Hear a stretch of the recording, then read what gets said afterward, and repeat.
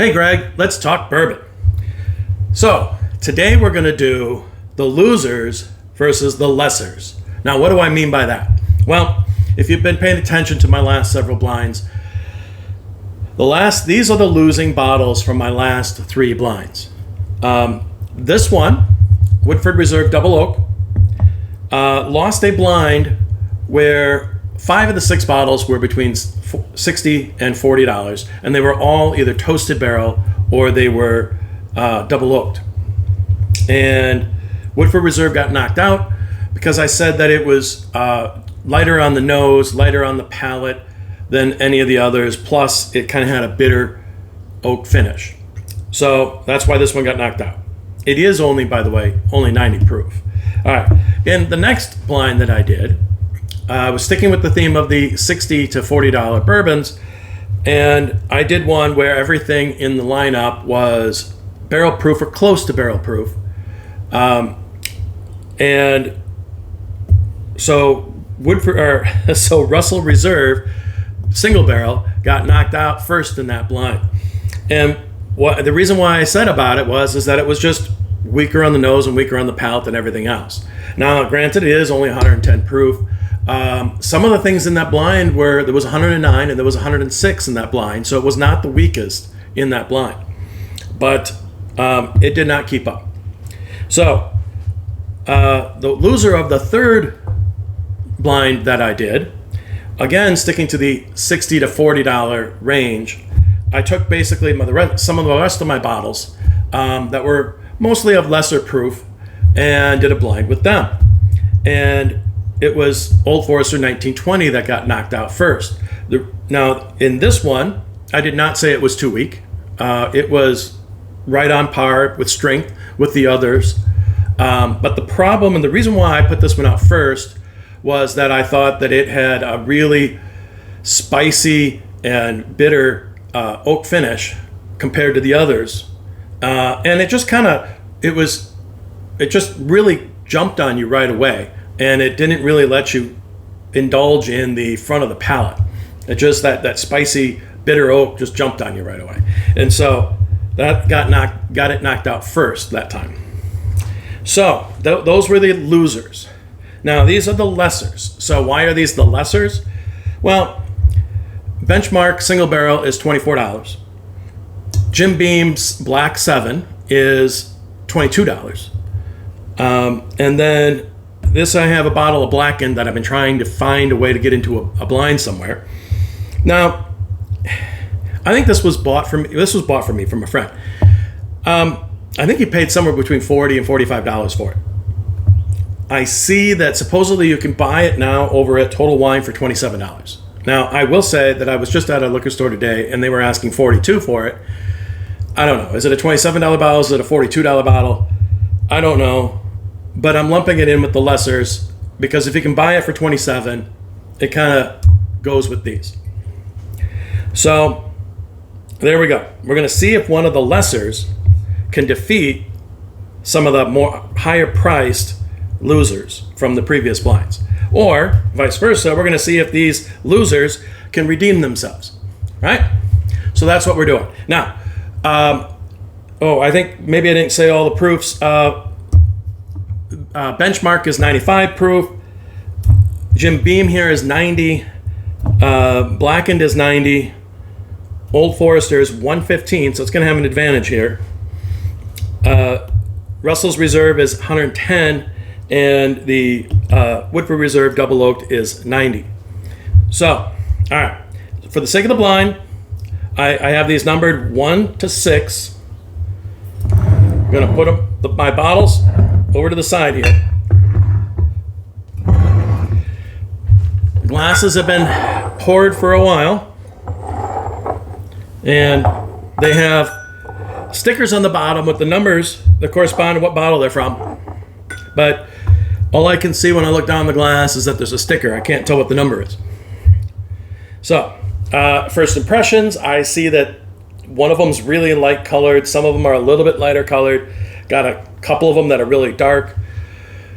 I think we got a good range here of just a mishmash of different types of bourbon, different proof points, different price points. It'll be interesting to see how it goes. So let's dive into the bourbon, shall we? I will call them A through F. Letter A.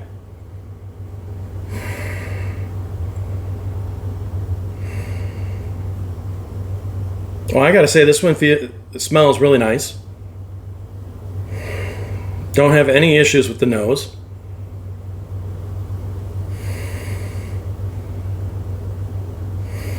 On one hand, this is where I wish I had a double blind so that I didn't know what was in, what bottles were even involved. This is a little floral. It's a little bit caramel, a little bit of nutmeg.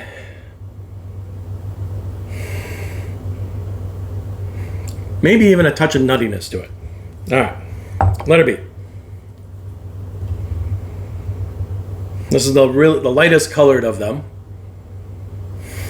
Also has not as strong of a nose as the others that the last one I just did here.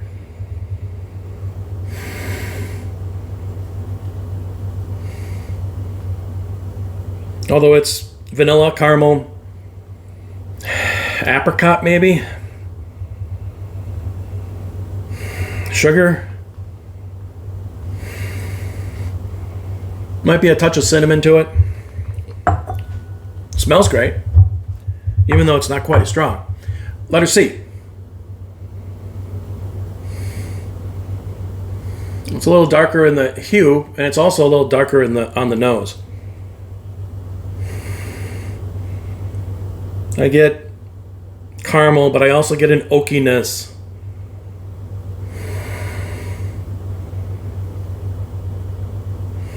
I can tell this is going to have, either some baking spices or maybe the harder spice.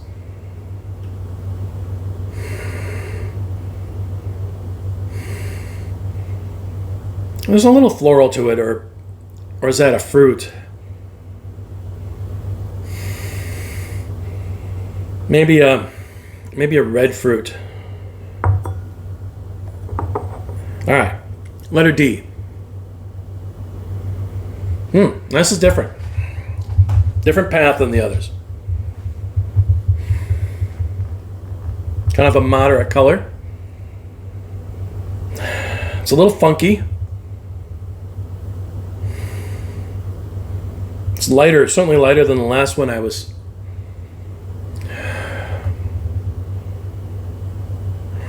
Funky and maybe a white fruit like an apple or a pear.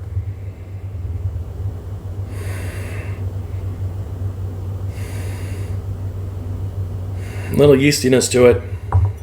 Something else in there too, but I'm having a hard time pinning it down. All right, letter E. I think this is the darkest one. Wow. It smells like we got some wine in this one.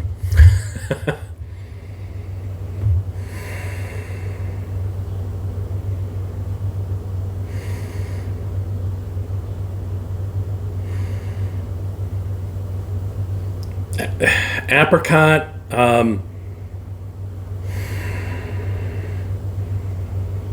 little brown sugar on it, or apple, red apple, or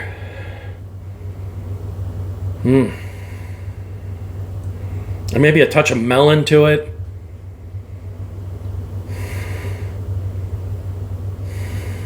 Wow. That one really smells good. All right, letter F. Oh, wow. Now this one smells nice. It's a light, fruity, bready note on this one. Like confectionery sugar and vanilla, cinnamon,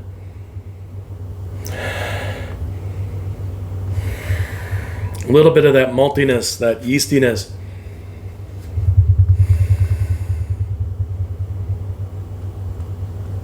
A little bit of red fruit in there somewhere too. Like maybe a strawberry or raspberry. All right. I'm just going to come back this way on the palate.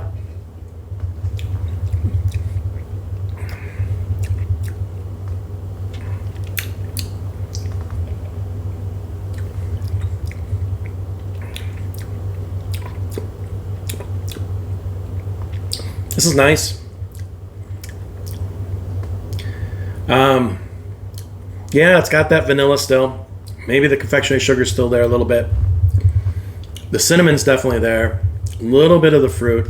But what I get more of is the cinnamon, the allspice or cooking spice, baking spice, right?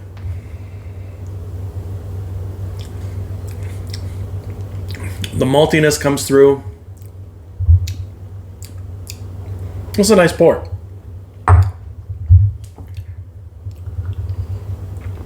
I'm going back to E here.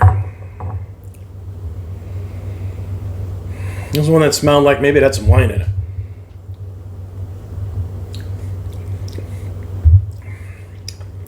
it. Yeah. Tastes like it too. Usually once I get my mind going in a direction, it's usually the wrong direction, and I'm wrong in picking these bottles.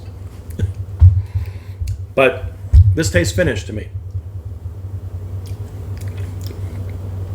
Also has a graham crackery note in it. It's got that light breadiness with the little bit of a dryness, and it's got the cinnamon, and it's got the sugar. Kind of reminds you of the cinnamon graham crackers. Mom always had them around the house. Also does kind of have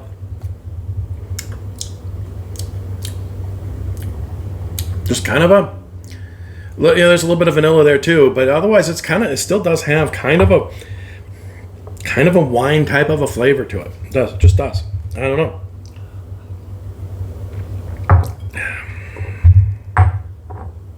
All right, this one. Letter D.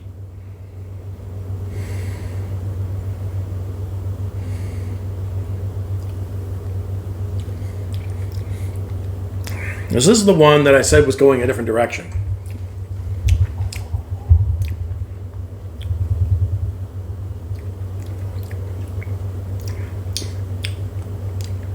It's very tasty. It's a light bourbon. A little bit of caramel, a little bit of cinnamon, a little bit of the baking spice finish. Not much, not overpowering.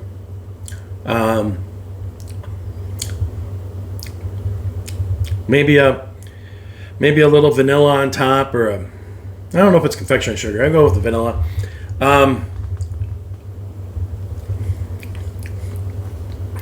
one hand, it's a little creamy. On the other hand, it's a little dry. It's a little on the weaker side. It's just a pleasant drink.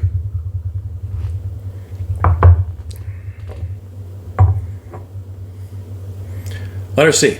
One of the other ones that's real dark. I think this is the one that I said I was going to expect this one to be bitier, have more of an oak finish to it. So let's see.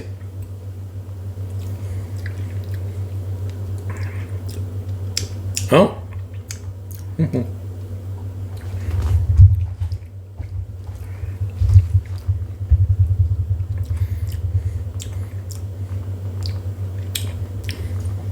I mean, sure, there's an oak finish there. And it is a touch bitey, but it's not bad. It's not bad at all. I almost get a little chocolate in that one.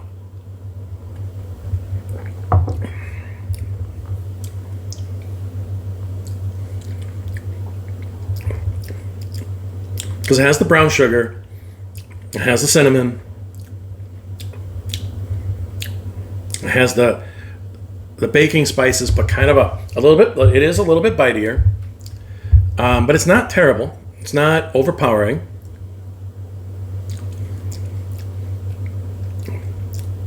And maybe a touch of chocolate in it. Sugary.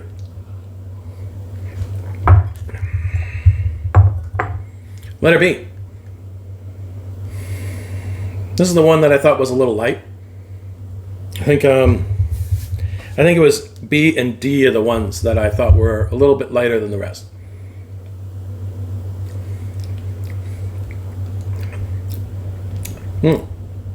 It's sweet.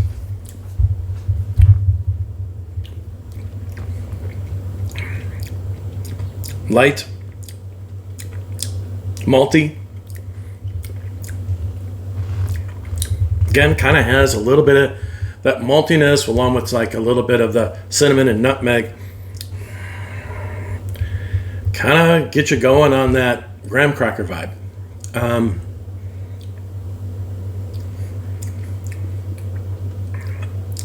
With like a little vanilla on top. I don't get any fruit. I think I had some fruits on the nose. I don't get any fruit on the palate.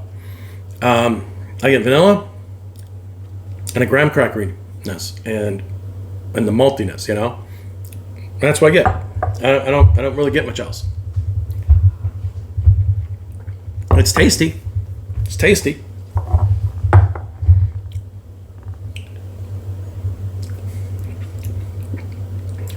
Ooh.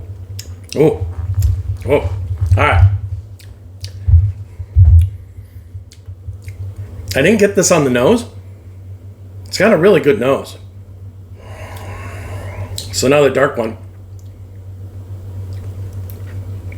It's got a good nose, but wow. This one bites you on the mouth, man. Let me tell you. This bites back.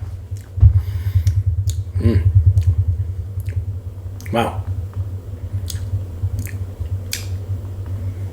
Well, if I told you that two of the losers were losers because of the oak finish to it, the harsh oak finish, and I don't know which one had the harshest finish. However, I can tell you the Glass A has a harsher oak finish than all the rest of them.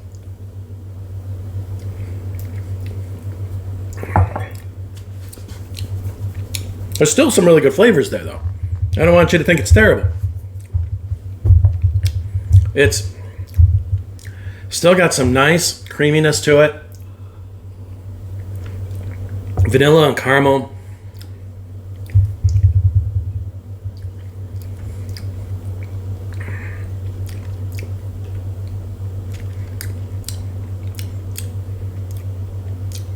A little bit of maltiness.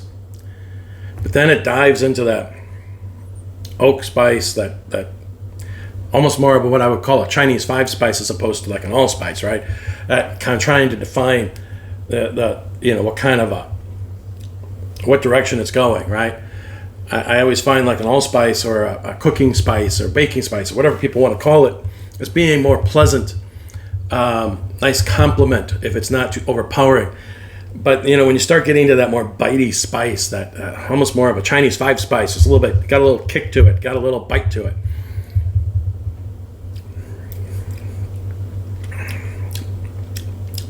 Yeah, and it just plain outright tastes like wood. It does. In addition to all the other notes, in the end,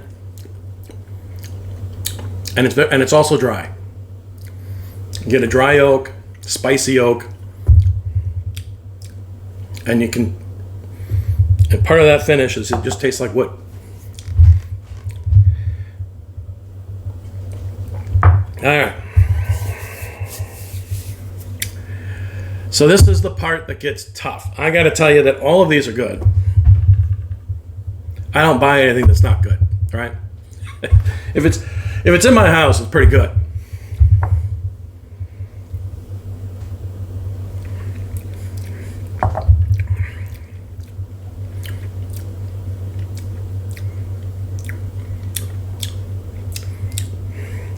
But the one that I am enjoying the least, I think is going to be A. For the reasons I just stated.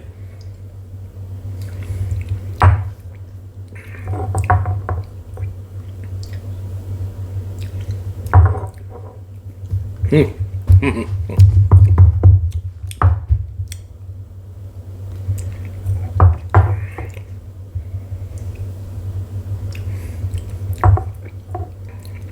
this one's the weakest glass, but it's very pleasant. It's a good drink. Good pour. So it's a little weaker. It's a good pour. I gotta go A is out first. It's the finish on it.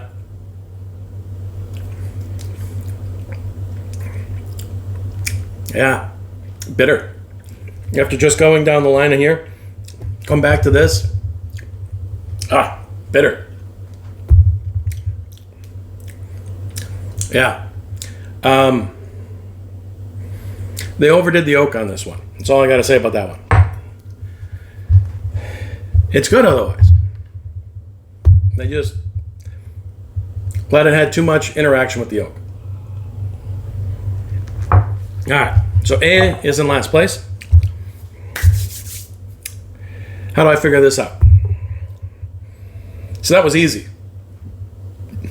Now it's going to be hard.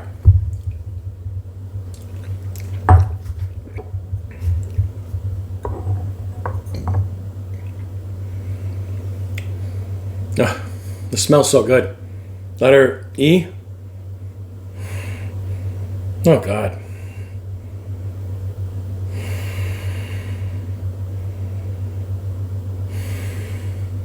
I smell a truffle.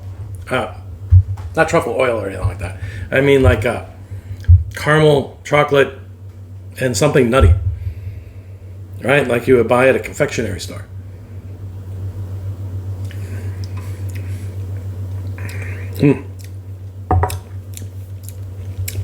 The palate doesn't fully come along with that truffle idea, but it's on the nose.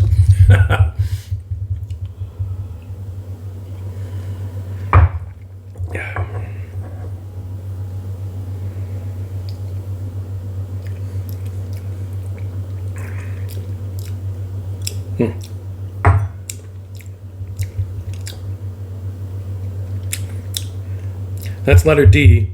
It's a little bland compared to the other two.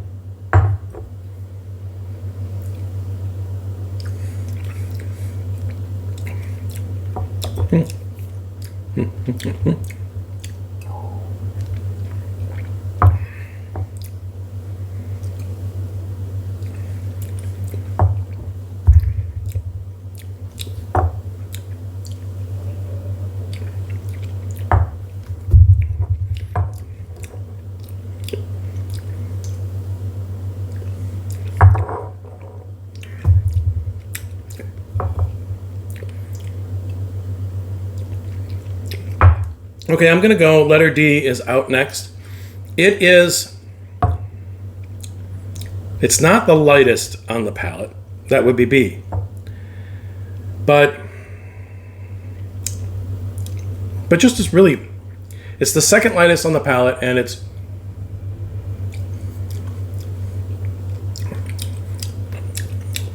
the flavors of it have kind of gotten washed out in comparison to the others. One of those things that happens as you kind of go back and forth is, see, if I take several drinks of it, I can start to get its flavor kind of coming back a little bit, but it kind of just washes out in the comparison to the others. So letter D is in fifth place. And unfortunately, I think this might be time for B.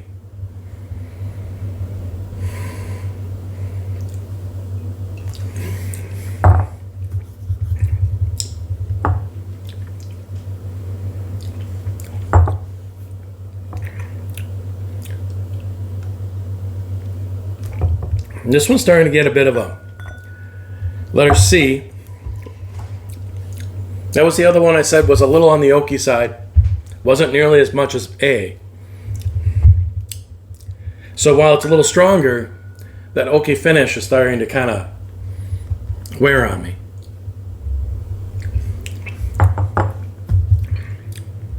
Yeah. Even starting to turn touch bitter. Not like that one did. Oh my God. But still, it's there a little bit.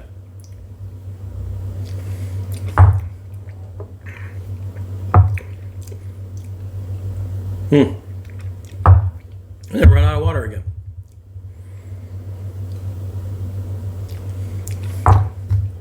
Wow.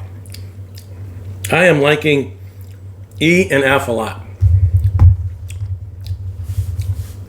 All right.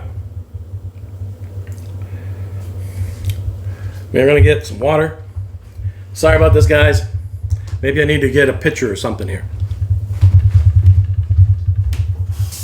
Don't worry. The sink is right here.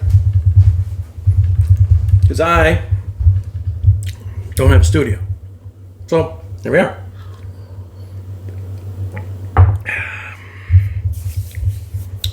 Didn't think about that I'd be doing this when I bought this house. I downsized, bought a smaller house. We love the house. We love the neighborhood. I don't have a bar in the basement. My basement's full of tools. So is my garage. They're both lovely on the nose.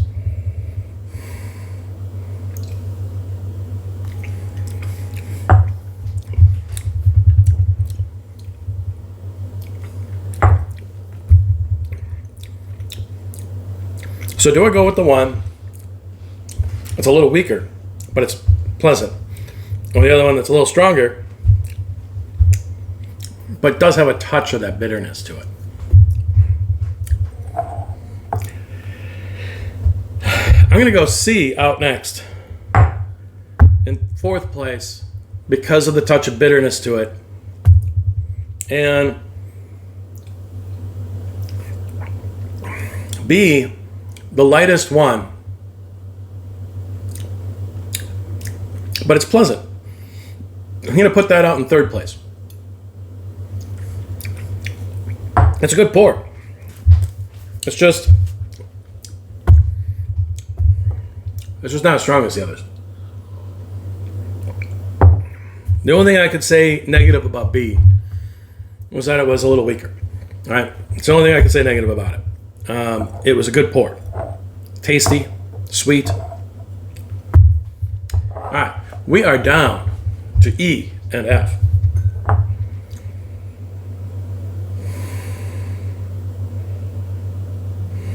And if I recall E here,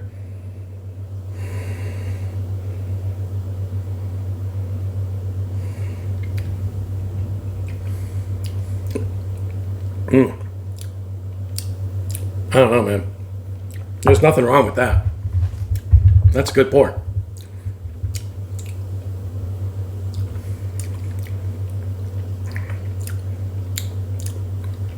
And this one too. These are both really solid.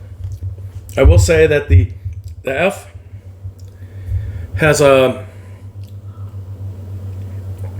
little bit more of the oak influence than does E. Not that that's a bad thing, it just is.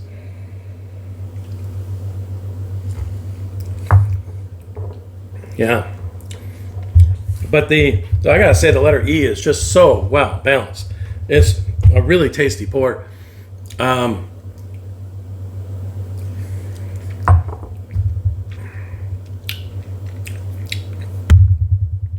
Yeah. F is good though.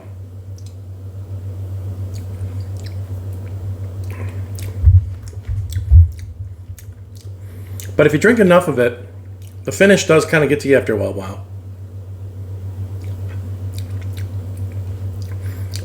That baking spice finish does build and build and build the more sips you take. It's a good pour. F is a good pour so long as you're, taking occasional sips of water. Kind of reset that back of palate.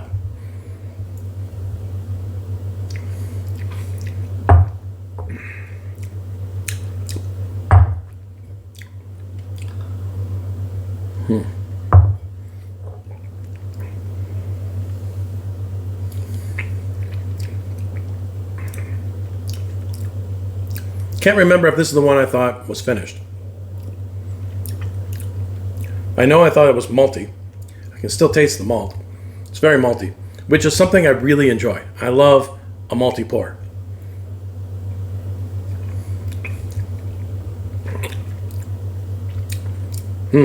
Yeah. So E is my winner. F is in second place. B, C, D, and A is in last. All right. Time to reveal. Man, that was tasty. That was tasty. That was tasty. All right. The only one that I didn't actually like as much. The only one that I would say,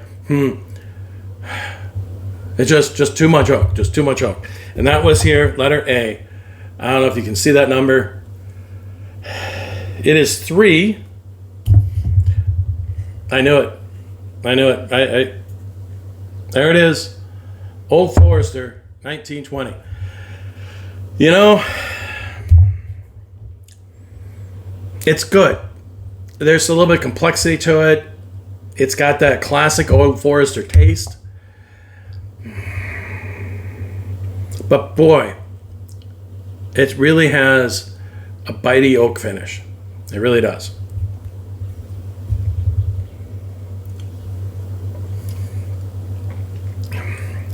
Yeah. Yeah, and it gets bitter. Once you start getting to the other ones and the sweetness of the other ones really kind of, oh, yeah. All right. Such a disappointment. I remember when I ran out and bought this bottle. You know, I saw there's a bunch of YouTubers that love this bottle, right? And I'm not saying I don't like it. It's just that it's not blending well. And in fact, this is a continuation of a trend where all my Old Forester bottles are just not blinding very well. Probably the one that does better than the others is the 1910. But even that didn't do very well. 1920, it's good. It's got some complexity to it. It's just, that finish is just too much. It's just too much. All right. So, 5th place.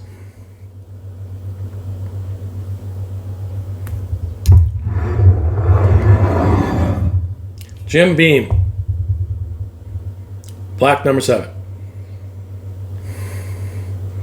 Yeah, now that I know that it's Jim Beam, yeah, I can smell the nuts in it.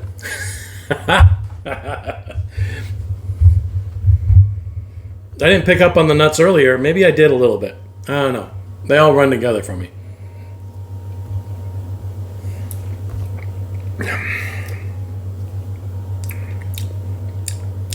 Is this the one? I'll have to look back at my video. Is this the one that I thought was the caramel, chocolate, and nuts?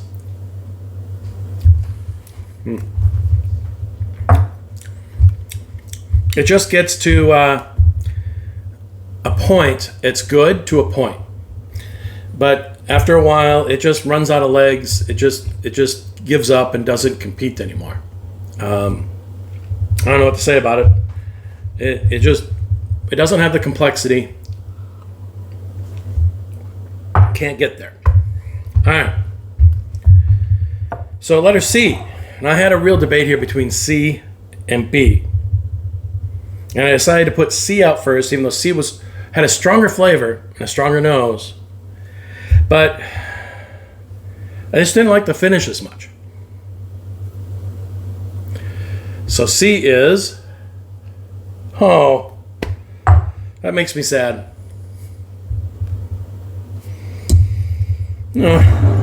I was hoping this bottle would go farther. I was really hoping that Benchmark would be in like the top 2. I really was hoping for that.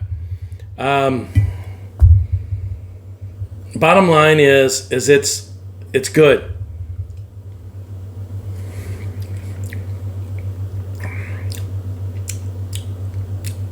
But it's got a little bit of a bitterness to the finish of the palate. It's there. It's sweet, very sweet, but and it did beat the Jim Beam, right? And which has been the case for me every time. Every time I put these two up against each other, the Benchmark has beaten the Jim Beam.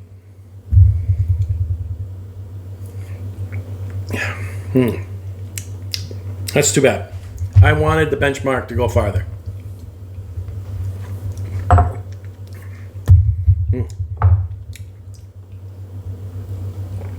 All right. In third place, the weakest of them all, had the weakest nose, had the weakest palate, but it was very well-rounded, very tasty. I just couldn't let it continue to move forward, given how weak it was. But otherwise, other than being weak, there was nothing wrong with this glass at all. Nothing. It was really well-rounded. And it is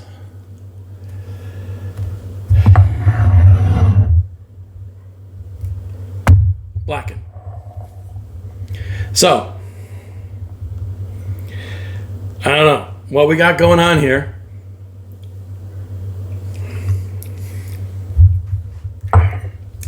That's tasty. So I really enjoyed this Blackened. Really enjoyed it. In the end, it was just, while there was nothing wrong with this pour at all, it just was weaker. Now, it is only 90 proof, right? Maybe if I had a higher proof version of this, maybe they'd be different.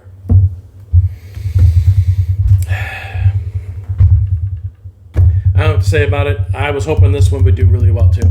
I was rooting for this one. And it did get third. It did get third. It beat the two $20 bottles. And it beat Old Forester 1920. Can't complain about that, right? All right. I expected the Russell's Reserve to be up near the top. I expected Russell's Reserve to redeem itself. I didn't know if this one would make it up here, right? The Woodford Double Oak, I kind of thought would get knocked out earlier. I had thought that perhaps I was going to see Russell's Reserve and Benchmark. That's kind of what I thought. I thought those would be my last two. And instead, I got Russell's Reserve and Woodford Double Oak. Now, it's, makes sense to me because, Woodford Double Oak has always been one of my favorite bottles. And I was shocked when it went out first in my toasted barrel, double oak barrel blind. I was just absolutely shocked when it went out first. All right, enough of that. Let's reveal it. All right, in second place, letter F. That's what I thought. Because this, in second place, this glass had some oak to it. And I knew that Russell's Reserve has got a little bit of an oaky finish.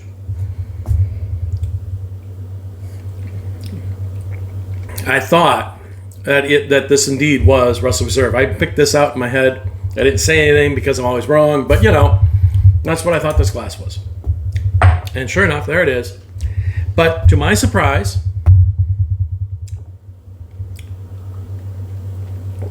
I was rooting for Benchmark. I was rooting for Blackened. But in a way, I was kind of rooting for this one too. So, Woodford Reserve Double Oak. Number 1. Takes the cake. Now that helps to make it, redeem itself here. Because I gotta tell you, I've always loved this bottle. I always have. I just can't believe it lost that other blind. But, that's how it goes. And you never know what's going to happen in these blinds. So, there we go. That's my blind for today. I hope you enjoyed it. Maybe you learned a little something about these bottles. And peace out.